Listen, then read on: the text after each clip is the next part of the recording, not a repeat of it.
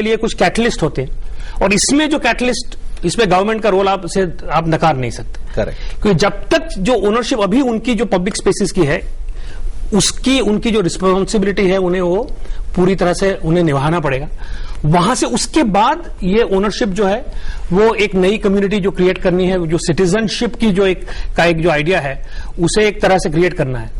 और वो तभी होगा जब आप ये पहले आप ट्रांसफर इसे आप क्रिएट करेंगे और फिर उसे आप ओनरशिप में शेयर आप पब्लिक को लगे कि पब्लिक है। तो अभी पब्लिक एक्चुअली जैसे कहा इन्होंने कि एक्चुअली सरकारी है, पब्लिक नहीं है। सिटीजनशिप राइट्स की जो हमारे देश में मान्यता है वो बहुत अभी भी कमजोर है। और जहां भी हमने नागरिकों को इज्जत प्रदान करके उन्हें इज्जत दी है, मेट्रो इफेक्ट जिसको मैं कहती हूँ, अब मेट्रो वालों ने एक पूरा माहौल बनाया सफाई का, वहां कूड़ेदान भी रखे।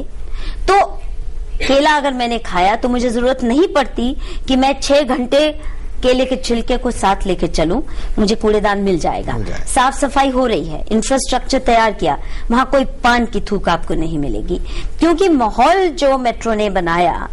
और 100 खामियां उसमें हो सकती हैं, पर उसमें कम से कम यह है कि हम आपकी सुविधाजनक आपको एक माहौल इज्जतदार देना चाहते हैं और हर नागरिक उसकी कदर और इज्जत कर रहा है। आपको नहीं कम दिखता मेट्रो में।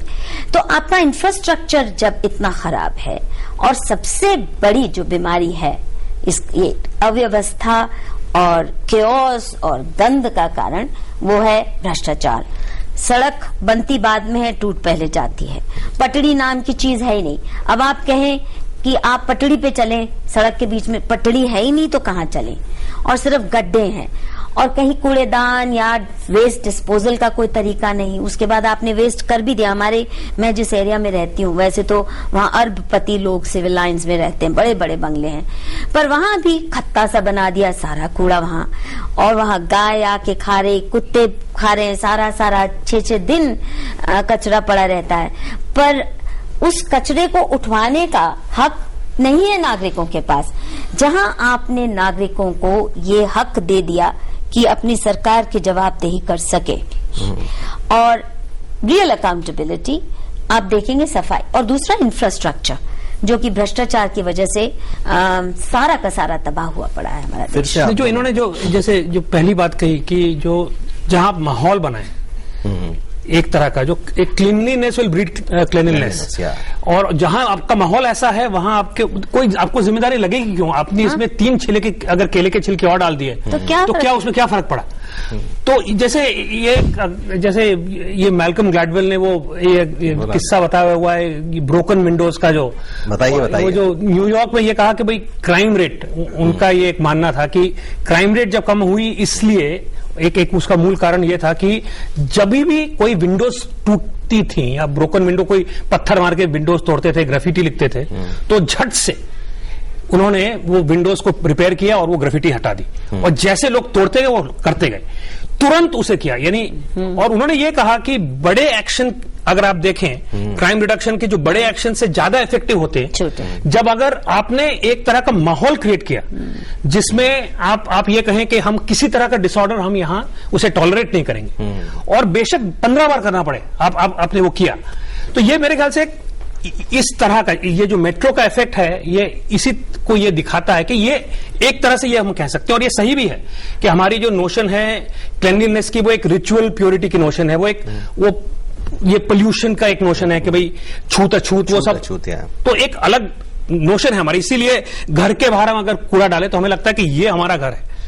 अब वो फ्लाइज इस तरह से समझे ना समझे वो अलग बात है। देखिए, घर के बाहर नहीं डालेंगे अगर कोई कूड़ा उठाने की निकालने की व्यवस्था हो, अगर वहां कोई सुनवाई हो, मुझे नहीं लगता कि कोई भी व्यक्ति इतना सेल्फ हार्मिंग हो सकता है कि अगर साफ सफाई वाली जगह उसको मिल रही हो फिर भी वो घर के बाहर। काफी अच्छे पॉइंट्स आए दोनों ही हमारे बिग इंटेलेक्चुअल से आज स्टूडियो में। अब हम जानना चाहेंगे ऑडियंस से, ऑडियंस के पास क्या क्वेश्चंस हैं और क्या पूछना चाहेंगे आप अपने पैनलिस्ट से?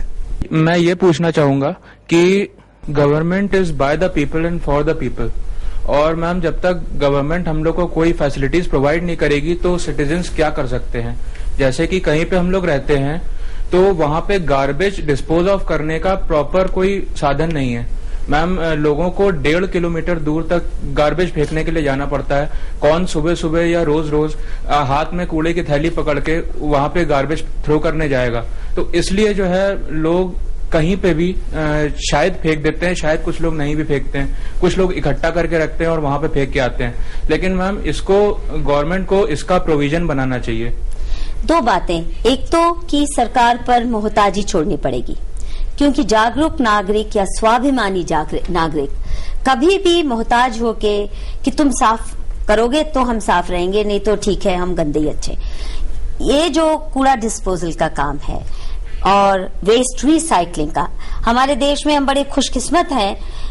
एक मायने में खुशकिस्मत नहीं भी है कि गरीब लोग आके कूड़ा चुन के इतना सारा रिसाइकलिंग कर देते हैं। अगर वो न कर रहे हो, गार्बेज पिकर न हो और पूरी एक इंडस्ट्री बनाई हुई है, तो आपको नागरिकों को एकजुट होके आप देश की सफाई मत सोचो, ये सोचो हमने अपने मोहल्ले का चार्ज अपने हाथ में लेना है और हमारा जो इलेक्टेड रिप्रेजेंटेटिव है, जो कॉर्पोरेटर है, उसके नाक में दम कर देना है जब तक वो काम नहीं करता।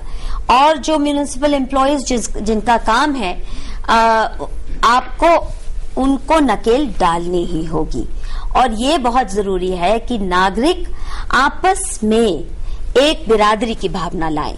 अगर मैं और मेरा घर बन के रहेंगे, पड़ोसदारी में हम विश्वास ही नहीं करते, मोहल्लेदारी में विश्वास नहीं करते, हर एक इंसान अगर कम से कम अपने मोहल्ले में एक संगठित शक्ति बना ले अपने पड़ोसियों के साथ, तो सरकार को जवाबदेह होना ही पड़ेगा और सुनना ही पड़ेगा।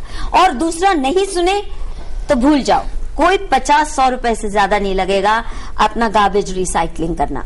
वहीं उसी गार्बेज से, जैसे हमारे पड़ोस में एक गाड़ी आती है जो कि आपसे जो सब्जी और फल के छिलके वगैरह या बचा हुआ खाना, वो कहते हैं इसमें डाल दीजिए, बड़ी साफ सफाई वाली, वो कुछ जानवरों को, गैया को भी खिलाते हैं और रिसाइकलिंग का काम। देखिए, वेस्ट इज वेल्थ। आप इतना तो कीजिए जवान लोग, खासकर हाउसवाइफ जो घर में बैठती हैं, कि दिन में 1 घंटा हम सामूहिक काम के लिए देंगे। दिन में 1 घंटा हर परिवार का सदस्य, एक परिवार का सदस्य मोहल्ले के जो हाइजीन, क्लेanलीनेस रिलेटेड इश्यूज हैं, इन पे सामूहिक काम करेगा।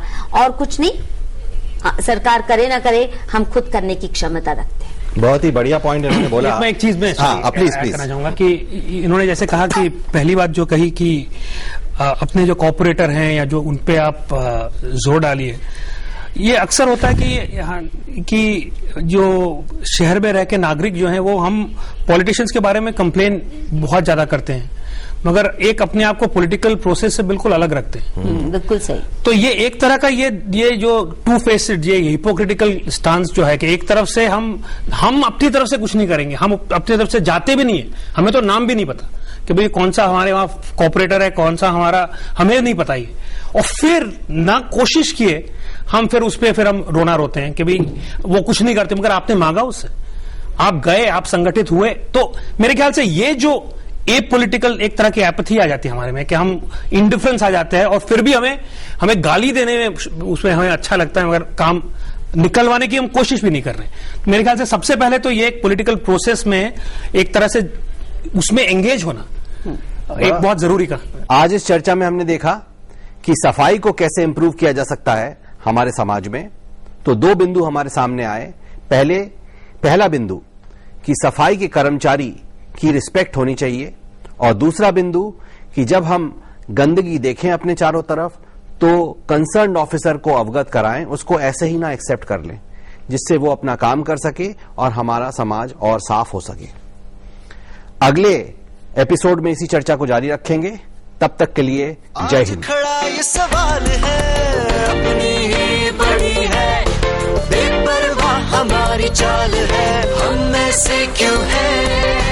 आज खड़ा ये सवाल है, ज्ञान की कमी नहीं, समझदारी का काल है, हम में से क्यों है? आज खड़ा ये सवाल है।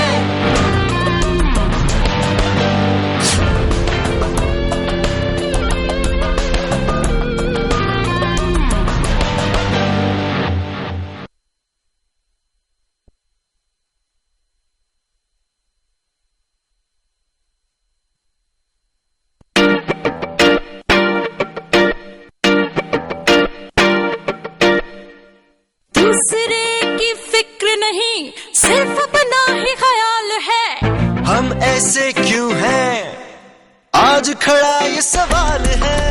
अपनी ही बड़ी है, बेपरवाह हमारी चाल है। हम ऐसे क्यों हैं, आज खड़ा ये सवाल है। ज्ञान की कमी नहीं, समझदारी का अकाल है। हम ऐसे क्यों हैं, आज खड़ा ये सवाल है।